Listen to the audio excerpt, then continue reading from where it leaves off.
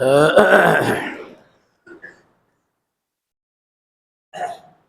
الحمد لله نحمده ونستعينه ونستغفره ونعوذ بالله من شرور أنفسنا ومن سيئات أعمالنا من يهده الله فلا مضل له ومن يضلل فلا هادي له وأشهد أن لا إله إلا الله وحده لا شريك له وأشهد أن محمدًا عبده ورسوله يا أيها الذين آمنوا اتقوا الله حق تقاته ولا تموتن إلا وأنتم مسلمون يا أيها الناس اتقوا ربكم الذي خلقكم من نفس واحدة وخلق منها زوجها وبث منهما رجالا كثيرا ونساء واتقوا الله الذي تساءلون به والأرحام إن الله كان عليكم رقيبا يا أيها الذين آمنوا اتقوا الله وقولوا قولا سديدا يصلح لكم أعمالكم ويغفر لكم ذنوبكم ومن يطع الله ورسوله فقد فاز فوزا عظيما أما بعد فإن خير الحديث كتاب الله وخير الهدي هدي محمد صلى الله عليه وسلم وشر الأمور محدثاتها وكل محدثة بدعة وكل بدعة ضلالة وكل ضلالة في النار أعوذ بالله السميع العليم من الشيطان الرجيم بسم الله الرحمن الرحيم وما أرسلنا من رسول إلا ليطاع بإذن الله وقال تعالى وأطيعوا الله وأطيعوا الرسول ولا تبطلوا أعمالكم وقال تعالى ومن يطع الله ورسوله فقد فاز فوزا عظيما سبحانك لا علم لنا إلا ما علمتنا إنك أنت العليم الحكيم رب اشرح لي صدري ويسر لي أمري واحلل عقدة من لساني يفقهوا قولي رب زدني علما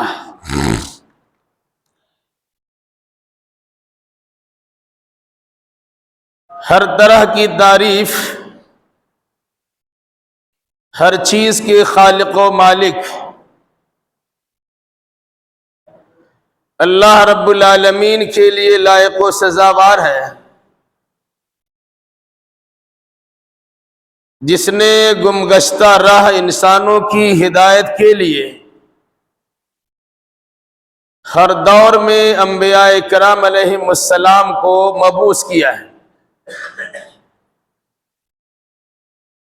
درود و سلام نازل ہو ان تمام انبیاء کرام علیہم السلام پر جنہیں اللہ تبارک و تعالی نے یہ شرف و فضیلت بخشی ہے، بطور خاص امام الانبیاء، محبوب کبریا، مصدر مہر و وفا، احمد مجتبی محمد مصطفیٰ صلی اللہ علیہ وسلم پر اللہم صلی علی محمد وعلی آل محمد کما صلیت علی ابراہیم وعلی آل ابراہیم انکا حمید مجید اللہم بارک علی محمد وعلی آل محمد کما بارکت علی ابراہیم وعلی آل ابراہیم انکا حمید مجید۔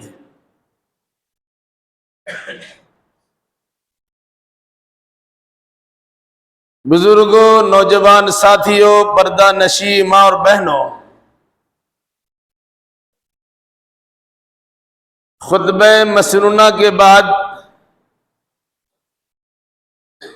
قرآن مقدس کی مختلف 3 جگہوں سے 3 آیات کریمہ کی تلاوت کی گئی ہے۔ انشاءاللہ الرحمن انہی آیات بینات کی روشنی میں اطاعت رسول کے عنوان سے چند باتیں آپ کے سامنے آئیں گی۔ اللہ ہمیں صحیح کہنے، صحیح سننے، صحیح سمجھنے اور صحیح باتوں پر عمل کرنے کی توفیق مرحمت فرمائے، آمین۔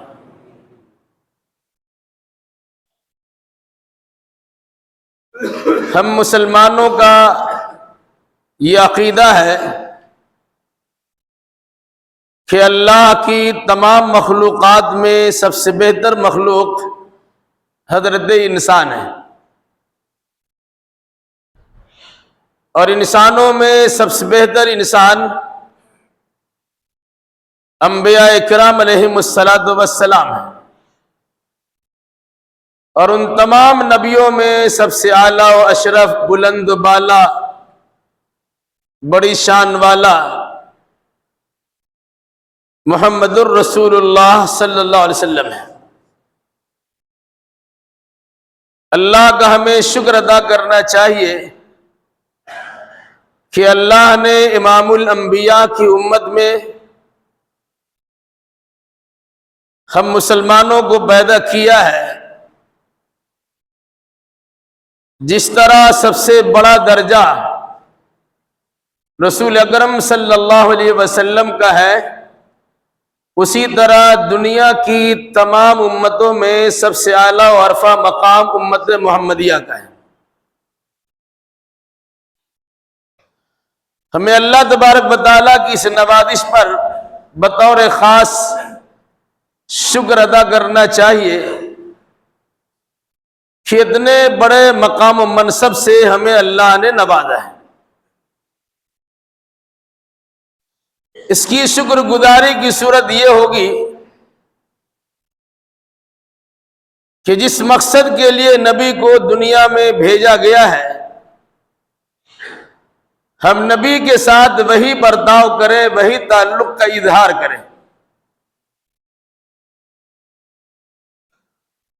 یوں تو اظہار محبت کے بے شمار ذرائع دنیا والوں نے ایجاد کر رکھے ہیں،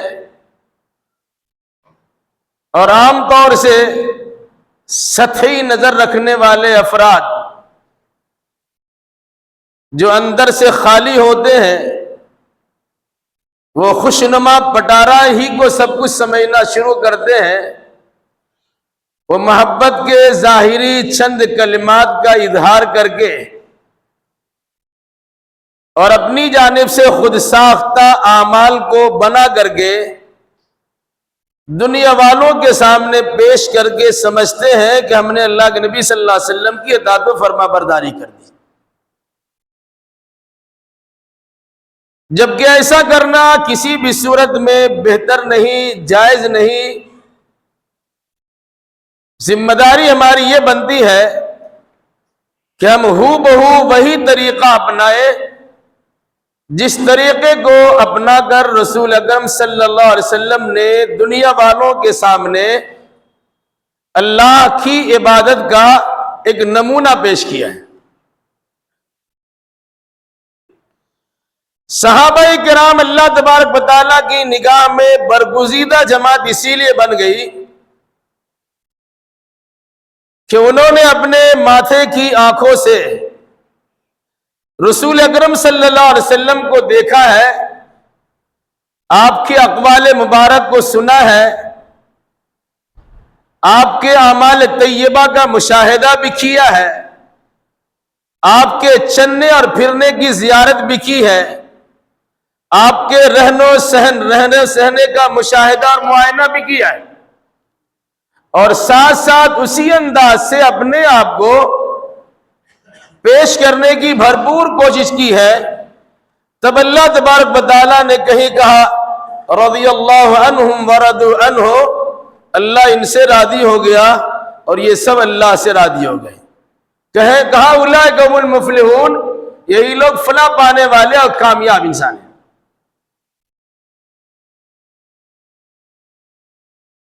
رسول اکرم صلی اللہ علیہ وسلم کی بعثت ہوئی، آپ کو مبعوث کیا گیا، بھیجا گیا۔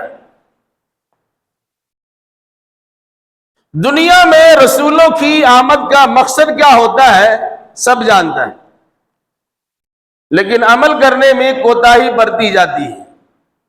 قرآن مجید نے بارہا اس کا تذکرہ کر کے اطاعت رسول کی جانب توجہ دلائی ہے کہ اگر تم اللہ سے محبت کرتے ہو تو رسول اللہ کی اتباع کرو اور ان کی اطاعت و فرما برداری کرو۔ اگر کامیابی چاہتے ہو تو رسول اکرم صلی اللہ علیہ وسلم کی اطاعت و فرما برداری کرو۔ اگر اللہ کی رضامندی اور خوشنودی چاہتے ہو تو رسول اکرم صلی اللہ علیہ وسلم کے طریقہ کار کے مطابق عمل کیا کرو۔ اسی مناسبت سے قرآن نے فرمایا وَمَا أَرْسَلْنَا مِن رَّسُولٍ إِلَّا لِيُطَاعَ بِإِذْنِ اللَّهِ، ہم نے رسولوں کو صرف اس لیے بھیجا ہے کہ اللہ کے حکم سے ان کی اطاعت و فرما برداری کی جائے گی۔ یعنی اللہ کے نبی صلی اللہ علیہ وسلم کا ہر کام اللہ کی مشیت پر موقوف ہے۔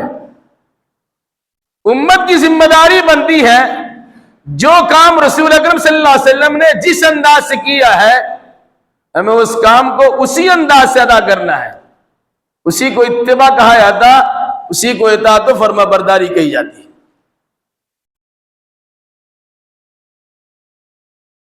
کہ اللہ نے فرمایا اللہ کی اطاعت کرو اور رسول اللہ کی اطاعت کرو، ان دونوں کی یا ان دونوں میں سے کسی ایک کی نافرمانی کر کے اپنے اعمال کو اکارت و برباد نہ جانے دو۔ مطلب آپ نے کوئی اچھا عمل پیش کیا ہے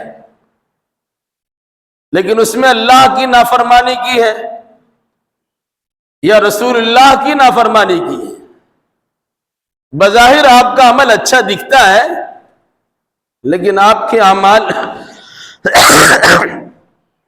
اللہ اس کے رسول کی نافرمانی کی بنیاد پہ سرزد ہوئے، اس لیے وہ اعمال آپ کے باطل ہو گئے، بیکار ہو گئے، اکارت چلے گئے۔ جیسے ہر آدمی نماز کے مسئلے میں کہتا ہے صلو کما رأیتمونی اصلی، ٹھیک اسی طرح نماز پڑھو جس طرح تم نے مجھے نماز پڑھتے ہوئے دیکھا ہے۔ آدمی کوشش کرتا ہے کہ اللہ کے نبی صلی اللہ علیہ وسلم کی سنت کے مطابق نماز ادا کرے، بڑی اچھی بات ہے، لیکن وہی قرآن کہتا ہے لقد کان لکم فی رسول اللہ اسوۃ حسنہ، اللہ کے رسول کی پوری زندگی میں تمہارے لیے بہترین نمونہ ہے، تو ہم اس نمونہ کو اپنانے کے لیے تیار نہیں۔ نماز میں مسجد میں آ کر رفع الیدین کے لیے ہم جھگڑتے ہیں، سب بندی کے لیے پاؤں سے پاؤں اور کندھے سے کندھے ملانے پہ لڑائی کرتے ہیں، آمین زور سے کہی جائے کہ آہستہ کہی جائے اختلاف برپا کرتے ہیں، امام کی پیچھے سورہ فاتحہ پڑھنا ہے کہ نہیں پڑھنا ہے سر پھٹوپل کرتے ہیں۔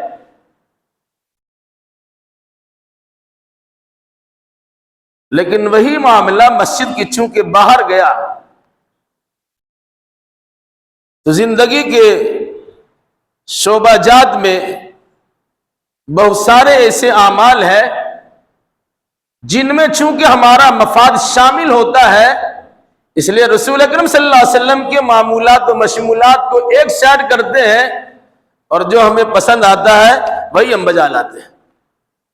کیسا تو نہیں قرآن کہے گا افتؤمنون ببعض الکتاب وتکفرون ببعض، کہ تم اللہ کی بعض آیتوں پر ایمان رکھتے ہو اور بعض آیتوں کا انکار کرتے ہو، پھر ہمارا حشر کیا ہوگا؟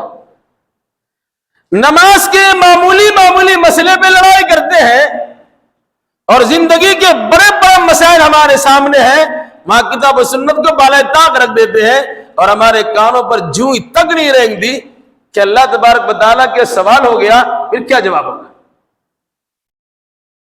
جبکہ دنیا میں رسول کے آنے کا مقصد اللہ کے حکم سے ان کی اطاعت و فرما برداری کی جائے۔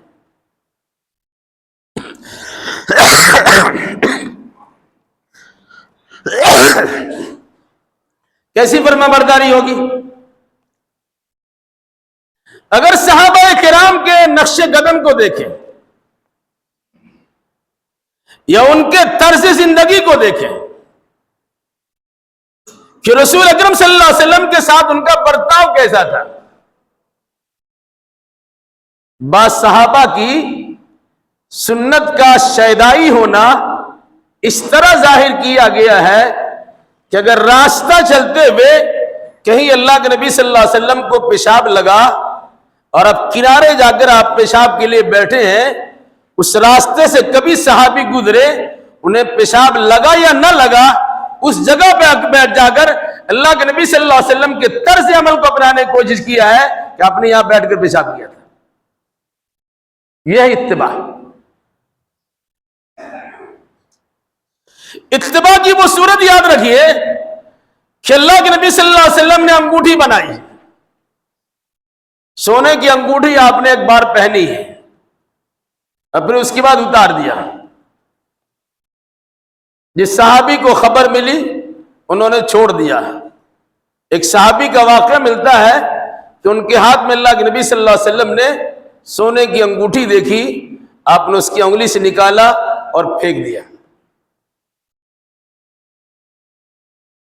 بعض صحابی نے کہا کہ اس انگوٹھی کو اٹھا لو، نہیں پہنو گے؟ انہوں نے کیا کہا؟ جس چیز کو اللہ کے نبی صلی اللہ علیہ وسلم نے پھینک دیا ہے میری جرت نہیں کہ میں اسے اٹھا کے دوبارہ اپنے گھر میں رکھ لوں۔ یہ اللہ کے نبی صلی اللہ علیہ وسلم کی اتباع۔ تو قرآن کیا کہتا ہے؟ ہم نے دنیا میں رسول کو اسی لیے بھیجا ہے کہ اللہ کے حکم سے ان کی اطاعت و فرما برداری کی جائے۔ تو اگر کسی کام کو اللہ کے نبی صلی اللہ علیہ وسلم نے کسی طرح کیا ہے، آپ اگر ہو بہو اسی طرح کام کرتے ہیں تب تو وہ کام اللہ کی بارگاہ میں مقبول ہوگا، اور اگر ہو بہو وہ کام آپ نہیں کرتے ہیں، چاہے بظاہر کتنا خوشنما معلوم ہوتا ہوگا، وہ اللہ کے نزدیک مقبول نہیں ہے بلکہ مردود قرار دیا جائے گا۔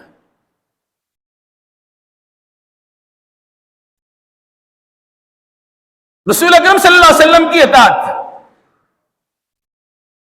آپ کی زندگی کا ایک واقعہ ہے۔ ایک صحابی مسجد میں نماز پڑھ رہے تھے، ابو سعید المعلی رضی اللہ تعالیٰ عنہ۔ آپ نے آواز دی، یا ابا سعید، یا ابو سعید، اے ابو سعید ادھر آؤ۔ آپ نماز کی حالت میں آپ نے آواز دے دیا، آپ نماز میں نہیں تھے، وہ صحابی نماز میں تھے، لیکن اس صحابی رسول نے یہ سمجھا کہ ہم اللہ کے رسول سے بڑا اللہ کی عبادت میں لگے ہوئے ہیں، ہمیں نماز توڑنے کے بجائے نماز مکمل کر کے اللہ کے نبی صلی اللہ علیہ وسلم کی آواز پر لبیک کہنا ہے۔ انہوں نے نماز پوری کر لی۔ نماز کے بعد آیا رسول اللہ، کہا میں نے جب تمہیں آواز دی تم نے میری آواز پر لبیک کیوں نہیں کہا؟ کہا میں تو نماز میں تھا۔ تو اللہ کے نبی نے کیا فرمایا؟ کیا آپ نے اللہ کے اس قرآن کو سنا نہیں ہے؟ استجیبوا للہ ولرسولہ اذا دعاکم لما یحییکم، کیا اللہ کے یہاں تم نے سنا نہیں ہے؟ جب بھی اللہ اس کے رسول تمہیں بلائے تو تم جواب دو، کیونکہ اللہ اس کے رسول کی آواز پر لبیک کہنے سے تمہیں زندگی ملے گی۔ گویا رسول کے زمانے میں نماز پڑھنے والا انسان بھی اگر اللہ کے نبی صلی اللہ علیہ وسلم کی آواز سن لے کہ ہم کو بلایا جا رہا ہے تو ذمہ داری سمجھتے کہ ہمیں اللہ کے نبی صلی اللہ علیہ وسلم کی آواز پر لبیک کہنی چاہیے۔ آج تمہارے درمیان وہ نہیں ہے۔ علماء نے اس کی تشریح یہ کی ہے کہ اگر کوئی انسان غلط نماز پڑھ رہا ہے اور اسے حدیث کے حوالے سے سمجھایا گیا، نمازی میں اس کو آواز دے دی گئی آپ کا یہ عمل غلط ہو رہا ہے، تو اس آدمی کی ذمہ داری ہے قرآن مقدس کی شاید پر عمل کرتے ہوئے نماز ہی میں اپنی حالت کو سدھار لے۔ چنانچہ اس کا ایک نمونہ پیش کیا ہے صحابہ کرام نے تحویل قبلہ کے معاملے میں۔ تحویل قبلہ، قبلہ بدلنا۔ اللہ کے نبی صلی اللہ علیہ وسلم جب مکہ میں تھے تو بیت اللہ کی طرف رخ کر کے، خانہ کعبہ کی رخ کر کے نماز پڑھتے تھے، لیکن جب آپ مدینہ تشریف لے گئے تو 16-17 مہینے تک آپ نے مدینہ میں بیت المقدس کی طرف رخ کر کے نماز پڑھی۔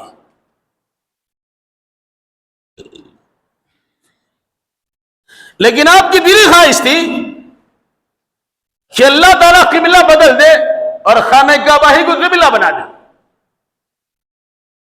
قرآن جس کا تذکرہ کیا دوسرے پارہ کے پہلے پیج پر، قد نرى تقلب وجهك في السماء،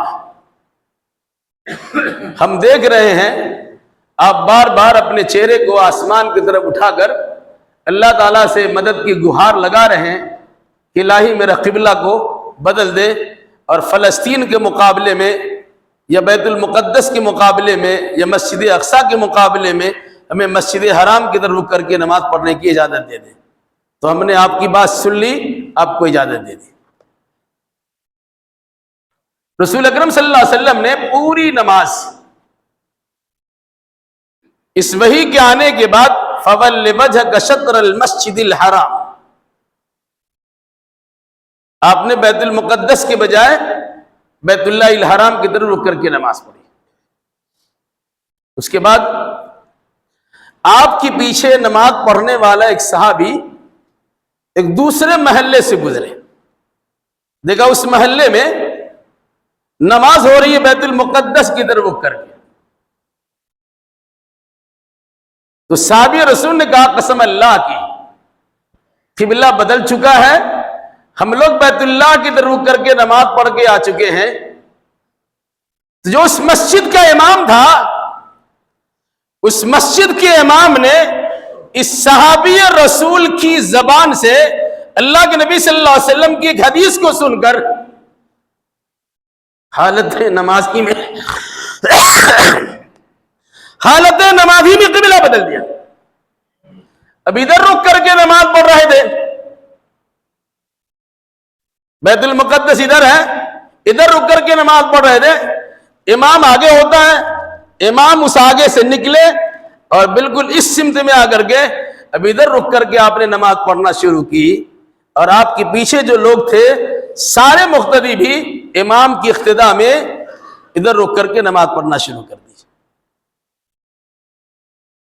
سورہ بقرہ میں باضابطہ اس حقیقت کا اعلان اور اظہار کیا گیا ہے، پھر اس کی تشریح اللہ کے نبی صلی اللہ علیہ وسلم کی حدیث میں۔ کیسے؟ جب خبر مل گئی کہ قبلہ بدل چکا ہے تو 2 رکعت نماز ظہر یا عصر کی 2 رکعت نماز بیت المقدس کی طرف رک کر کے پڑھ چکے تھے، خبر ملی ہے کہ بیت اللہ قبلہ بن چکا ہے، اسی نماز کی حالت میں انہوں نے قبلہ بدل دیا اور پوری نماز آپ نے 2 ادھر کی ہے تو 2 ادھر کر کے نماز پوری کر لی ہے۔ مطلب کیا ہوا؟ جب اللہ اس کے رسول کی بات آپ کے سامنے آ جائے پھر وہاں منمانی کرنے کی اجازت نہیں ہے، اچھا بعد میں کر لیں گے، بعد میں دیکھا جائے گا، نماز پوری کر لیتے ہیں، نہیں۔ کیوں؟ وَمَا أَرْسَلْنَا مِن رَّسُولٍ إِلَّا لِيُطَاعَ بِإِذْنِ اللَّهِ، رسول کو دنیا میں اسی لیے بھیجا جاتا کہ اللہ کے حکم سے ان کی اطاعت و فرما برداری کی جائے۔ تو صحابہ نے آپ کی اطاعت و فرما برداری کی ہے، تو اللہ تبارک و تعالیٰ نے یہ بڑا اعزاز بخشا ہے کہ رضی اللہ عنہم ورضوا عنہ، اللہ ان سے راضی ہو گیا اور یہ اللہ سے راضی ہو گیا۔ اسی طریقے سے بات اس سے پہلے آ چکی ہے کہ قرآن نے باضابطہ کہا ہے لا تقدموا بین یدی اللہ ورسولہ واتقوا اللہ، لوگو اللہ اس کے رسول سے آگے نہ بڑھو۔ مطلب کیا ہوا؟ اپنی جانب سے اظہار خیال کرنے سے پہلے آپ کو قرآن و حدیث کی دلیل تلاش کر لینے چاہیے۔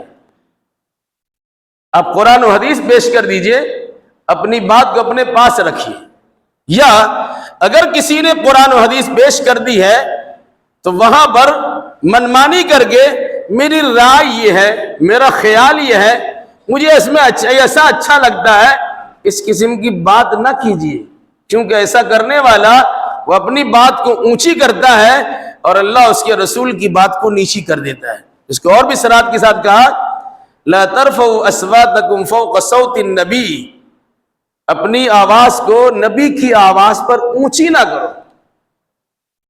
مطلب کیا ہوا؟ آپ کی آواز ظاہری طور سے بھی نیچی رہنی چاہیے اور باطنی طور سے بھی نیچی۔ ظاہری طور سے نیچی کیا ہے؟ آپ کی مجلس میں صحابہ کرام اس طرح بیٹھتے تھے کان علی رؤوسہم الطیور، گویا ان کے سروں پر پرندہ بیٹھا ہوا ہے، بغیر حس و حرکت کے خاموشی سے بیٹھتے تھے۔ دوسری چیز، آپ کی مجلس میں لوگ بات تک نہیں کرتے تھے، بات اگر کیا اشارہ کے نیا بات کر لیا۔ اللہ کے نبی صلی اللہ علیہ وسلم کے پوچھنے پر آدمی اپنی آواز کو کچھ اونچی کرتا تھا، کبھی ایسا ہوتا کہ اللہ کے نبی کو دوبارہ پوچھنا پڑتا کیا کہا۔ اتنی رازداری سے اور اتنی خاموشی کے ساتھ اللہ کے نبی صلی اللہ علیہ وسلم کے سامنے باتیں ہوتی تھی۔ کیوں؟ کہ ایسا نہ ہو آپ کی آواز اللہ کے نبی صلی اللہ علیہ وسلم کی آواز سے اونچی ہو جائے۔ تو ظاہری ادب و احترام کا بھی صحابہ نے خیال رکھا ہے اور باطنی ادب و احترام کا خیال تو رکھا ہے کہ آپ کی بات کے سامنے کسی کی بات نہیں چلے گی، نہ باپ کی بات چلے گی، نہ خاندان کی بات چلے گی، بلکہ بات صرف اللہ اس کے رسول کی چلے گی۔ اس مناسبت سے قرآن نے کہا لا ترفعوا اصواتکم فوق صوت النبی ولا تجهروا له بالقول كجهر بعضكم لبعض ان تحبط اعمالكم وانتم لا تشعرون۔ ایک صحابی کے بارے میں یہ کہا گیا، اس آیت کے نازل ہونے کے بعد فطری طور سے ان کی آواز اونچی تھی، انہوں نے اللہ کے نبی صلی اللہ علیہ وسلم کی مجلسی کو چھوڑ دیا کہ ہم زور سے بولتے ہیں کہ ایسا نہ ہو کہ آپ کی آواز سے اونچی میری آواز ہو گئی تو میرا سارا کیا دھرا برباد ہو جائے گا۔ پھر اللہ کے نبی صلی اللہ علیہ وسلم نے ان کو بلوایا، کیا ماجرا تمہارا؟ کہا ایسا ہے۔ آپ نے فرمایا کہ اللہ تبارک و تعالیٰ نے تم سے رضامندی کا اپنا اظہار کیا کہ تم نے اللہ کے نبی صلی اللہ علیہ وسلم کی آواز سے اپنی آواز کو اونچی کرنے کے ڈر سے اس طرح کی حرکت کی ہے، اس میں تمہارا نیک نیتی کا ارادہ ہے، اس پر اللہ نے تمہیں بخش دیا۔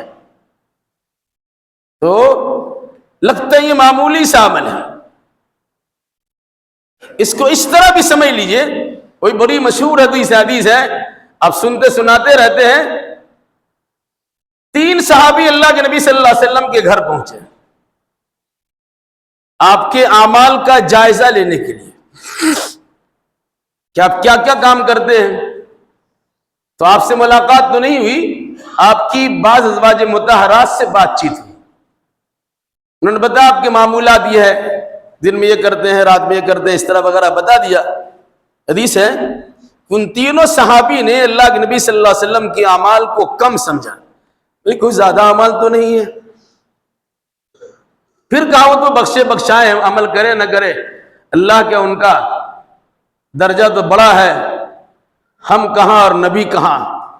پھر ان تینوں میں سے تینوں نے اپنے اپنے ذمے ایک ایک کام لگا لیا۔ کام کوئی غلط نہیں تھا، اچھا ہی کام تھا، ہم لوگ بھی چاہتے ہیں وہ کام کرنا، اچھا ہی کام۔ دیکھنے کہا کہ ہم رات بھر جاگ کر اللہ کی بندگی کریں گے، سوئیں گے ہی نہیں۔ اللہ کے نبی صلی اللہ علیہ وسلم سوتے بھی ہیں، اٹھ کے عبادت بھی کرتے ہیں، تہجد بھی کرتے ہیں، وہ تو بخشا معاملہ ان کا ہے۔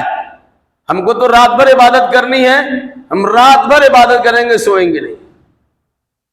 نیت خراب نہیں تھی، نیت بخیر ہے۔ دوسرے صحابی نے کہا کہ ہم صوم وصال رکھیں گے، یعنی لگاتار روزہ رکھتے چلے جائیں گے کہ اللہ کے نبی صلی اللہ علیہ وسلم روزہ رکھتے ہیں چھوڑتے ہیں، روزہ رکھتے ہیں چھوڑتے ہیں۔ ہمارا معاملہ تو بڑا گمبھیر ہے، اللہ کی رضامندی کے حصول کے لیے ہم کو مستقل روزہ رکھنا ہے، لگاتار روزہ رکھنا ہے۔ رمضان کے روزے تو لگاتار 1 مہینے ہیں، کہ ہم مکمل پورا سال اسی طرح روزہ رکھیں۔ ان کی بھی نیت پر شک نہیں کیا جا سکتا، نیت بڑی اچھی تھی کہ میں روزہ سے اللہ تبارک و تعالی کہ ہاں درجہ ملتا ہے کہ روزے کا بدلہ اللہ خود اپنے دست مبارک سے دیتا ہے، اس لیے ہمیں روزہ ہی رکھنا ہے۔ تیسرے صحابی نے کہا کہ سارا جھنجھٹ جھمیلا تو شادی بیاہ سے ہوتا ہے، بیوی کے ناز و نخرے پورے کرو تو بچے کی دیکھ ریکھ کرو، ایسا کریں گے ہم نکاح ہی نہیں کریں گے۔ تینوں کی نیت پر شک نہیں کیا جا سکتا، تینوں نے نیک نیتی کا اظہار کیا ہے۔ یہ بول کر آپس میں بات کر کے وہ چلے گئے۔ اللہ کے نبی صلی اللہ علیہ وسلم گھر تشریف لائے تو آپ کی اہلیہ نے بتلایا ایسے ایسے 3 لوگ آئے ہوئے تھے، آپ کے معمولات و مشمولات سے متعلق سوالات کر رہے تھے، میں نے انہیں بتایا لیکن انہوں نے اسے کم سمجھا اور اپنے اپنے ذمے ایک عمل کو لازم کرنے کا وہ تہیہ کر رہے تھے۔ آپ نے ان تینوں کو بلایا، تینوں سے پہلے حالات کی نزاکت کو سمجھا اور سوال کیا کیا تم لوگوں نے ایسا ایسا کہا ہے؟ جس سے پتہ چلتا ہے کہ سنی سنائی باتوں پر یقین کرنے کے بجائے پہلے اس کی تصدیق کیجیے۔ جب دینی باتوں میں تصدیق ضروری ہے تو دنیاوی باتوں میں کتنی تصدیق ضروری ہوگی؟ جب کسی کی عزت و آبرو کے بڑھنے بڑھانے میں تصدیق ضروری ہے تو اگر کوئی انسان کسی کی عزت اچھال رہا ہو اس سلسلے میں کتنی تصدیق ضروری ہوگی؟ اندازہ لگا لیجیے۔ تو اللہ کے نبی صلی اللہ علیہ وسلم نے کہا تم لوگوں نے ایسا ایسا کہا ہے؟ کہا یا رسول اللہ ایسا تو کہا ہے۔ آپ نے فرمایا سنو، تم لوگوں میں سب سے زیادہ اللہ کو جاننے والا اور تم لوگوں میں سب سے زیادہ اللہ سے ڈرنے والا میں ہوں۔ ظاہر سی بات ہے، دنیا میں نبی سے بڑا کون اللہ سے ڈرنے والا ہو سکتا ہے، اور امام الانبیاء سے بڑا ڈرنے والا اور کون ہو سکتا ہے؟ اس کے بعد آپ نے پھر وضاحت فرمائی، میں رات کو سوتا بھی ہوں اور اٹھ کر تہجد گزاری بھی کرتا ہوں، عبادت بھی کرتا ہوں، میں روزہ بھی رکھتا ہوں اور میں افطار بھی کرتا ہوں۔ وَأَتَزَوَّجُ النِّسَاءَ فَمَن رَغِبَ عَن سُنَّتِي فَلَيْسَ مِنِّي، اور میں نے عورتوں سے نکاح بھی کیا ہے، تو جو انسان میری سنت سے منہ موڑے گا وہ میری ملت سے خارج ہو جائے گا۔ کبھی اس حدیث پہ غور کیجئے، ان 3 صحابیوں نے گناہ کرنے کا ارادہ تو نہیں کیا تھا، ان تینوں صحابی نے نیک نیتی کے ساتھ اچھے عمل کرنے کا ارادہ رکھا تھا، لیکن وہ عمل چونکہ اللہ کے نبی صلی اللہ علیہ وسلم کی شریعت کے مطابق نہیں ہے، وہ عمل اللہ کے نبی صلی اللہ علیہ وسلم کے طریقت کے مطابق نہیں ہے، تو اللہ کے نبی نے کیا فرمایا؟ اگر میری سنت سے بغاوت کرو گے تو میری ملت سے خارج ہو جاؤ گے۔ یعنی اللہ کا تقرب حاصل کرنا ہے تو تہجد جس طرح میں پڑھتا ہوں اسی طرح پڑھو، اگر اللہ کی قربت تمہیں حاصل کرنا ہے تو جس طرح میں روزہ رکھتا ہوں اسی طرح روزہ رکھا کرو۔ اللہ تبارک و تعالیٰ کی نزدیکی تم چاہتے ہو تو جس طرح میں نے بیوی بچوں کے ساتھ اپنے اوقات کو گزارا ہے اور شادی کر کے اپنی زندگی کو کامیاب زندگی بنایا ہے اسی انداز سے زندگی گزارنے کی کوشش کرو، تب تمہیں کامیابی مل سکتی ہے، ورنہ ناکامی کی سوا کچھ نہیں ہے، بلکہ اگر اس پر اڑے رہو گے، بزید ہوگے، تو میری ملت سے خارج ہو جاؤ گے۔ وما ارسلنا من رسول الا لیطاع باذن اللہ، ہم نے رسول کو دنیا میں اسی لیے بھیجا ہے کہ اللہ کے حکم سے ان کی اطاعت و فرما برداری کی جائے۔ غرض بیان کرنے کا یہ ہے، ابھی ہم نے گزشتہ سوموار کو عید میلاد النبی کے نام پر مجلسیں دیکھی ہیں، جلوس محمدی کا مشاہدہ اور معائنہ کیا ہے، یا پھر بہت ساری چیزیں ہمیں سننے سنانے کو ملی ہوگی۔ ان چیزوں کا ثبوت اگر اللہ کے نبی صلی اللہ علیہ وسلم کی حدیثوں سے ہے تو الحمدللہ، اور اگر نہیں ہے تو اللہ کے واسطے ان چیزوں سے گریز کیجیے، کہ ایسا نہ ہو کہ محبت میں غلو کرنے کے نتیجے میں عیسائیوں کے نقش قدم پر چلنے والے قرار دیے جائے، اور نتیجتاً ہم پر بھی فتویٰ لگ جائے کہ کبھی دین سے نکلا ہوا ہے، کبھی کفر کی طرف گیا ہوا ہے، کبھی شرک کے اندر ملبس ہے، کبھی ظلم بربریت سے دو چار ہے، جس کا تذکرہ بطور خاص قرآن نے کہا لقد کفر الذین، یقیناً لوگوں نے کفر کیا جنہوں نے کہا عیسیٰ علیہ السلام اللہ ہے، یقیناً لوگوں نے کفر کیا جنہوں نے کہا عیسیٰ علیہ السلام اللہ کا بیٹا ہے، اور یقیناً لوگوں نے کفر کیا جن لوگوں نے کہا عیسیٰ علیہ السلام تین میں کا تیسرا ہے۔ آپ اگر 12 ربیع الاول کے تعلق سے جو بیانات سنیں گے تو ایسا اندازہ لگے گا کہ وہی جو مستوی عرش تھا خدا ہو کر، وہی جو مستوی عرش تھا خدا ہو کر، اتر پڑا ہے مدینے میں مصطفیٰ ہو کر۔ تو عیسائیوں کی عقیدے کے بالکل مشابہ اور مماثل عقیدہ بنا کہ نہیں بنا؟ عیسیٰ علیہ السلام ہی اللہ ہے، محمد صلی اللہ علیہ وسلم ہی اللہ ہے، عرش معلیٰ پہ اللہ ہے، اور مدینہ میں مصطفیٰ ہے۔ لا حول ولا قوت الا باللہ۔ یہ بڑی شان بڑھانے سے، بظاہر شان بڑھانے سے آپ ان کے مقام منصب کو بڑھا نہیں دیا، بلکہ اپنے ایمان کا ستیہ ناش کر دیا، کیونکہ اللہ کے نبی صلی اللہ علیہ وسلم نے کہا لا تطرونی کما اطرت النصارى ابن مریم فانما انا عبد فقولوا عبد اللہ ورسولہ، او کما قال نبی صلی اللہ علیہ وسلم، تم عیسائیوں کی طرح مجھے حد سے نہ بڑھا دینا، جس طرح عیسیٰ ابن مریم کو عیسائیوں نے حد سے بڑھا کر اللہ ہی میں ملا دیا، میرے ساتھ ایسا برتاؤ نہ کرنا، میں اس کا بندہ ہوں، اس لیے تم کہا کرو عبداللہ و رسولہ، کہ محمد صلی اللہ علیہ وسلم اللہ کا بندہ ہے اور اللہ کا رسول ہے۔ اللہ کا بندہ ہونے میں آپ کا مقام اللہ نے بلند کیا ہے۔ عبداللہ کا گھر، علی عبدہ کا گھر، سبحان الذی اسری بعبدہ لیلا کا گھر، اللہ کے نبی صلی اللہ علیہ وسلم کے مقام منصب کو بڑھایا ہے۔ تو عبدیت کے مقام کا تذکرہ پہلے ہم کرتے ہیں، وَأَشْهَدُ أَنَّ مُحَمَّدًا عَبْدُهُ وَرَسُولُهُ، پہلے اللہ کے رسول کو اللہ کا بندہ کہتے ہیں، پھر اس کے بعد اللہ کے رسول کو اللہ کا رسول کہتے ہیں۔ عبدیت کے بعد رسالت ہے۔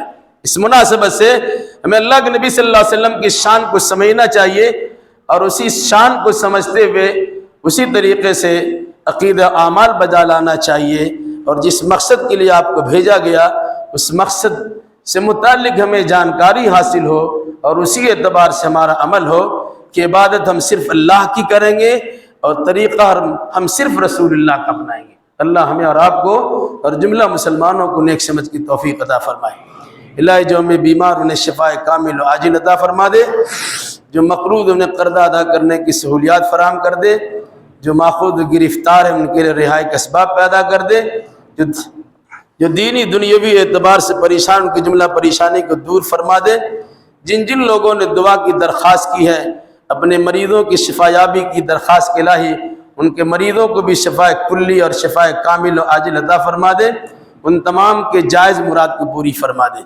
جب تک ہمیں زندہ رکھ، کتاب اللہ اور سنت رسول اللہ پر عمل کرتے زندہ رکھ، اور جو ہمارا خاتمہ ہو انہی دونوں کی ترویج و اشاعت کر دے ہمارا خاتمہ ہو۔ اقول قولی ھذا واستغفر اللہ لی ولکم ولسائر المسلمین، وآخر دعوانا ان الحمد للہ رب العالمین۔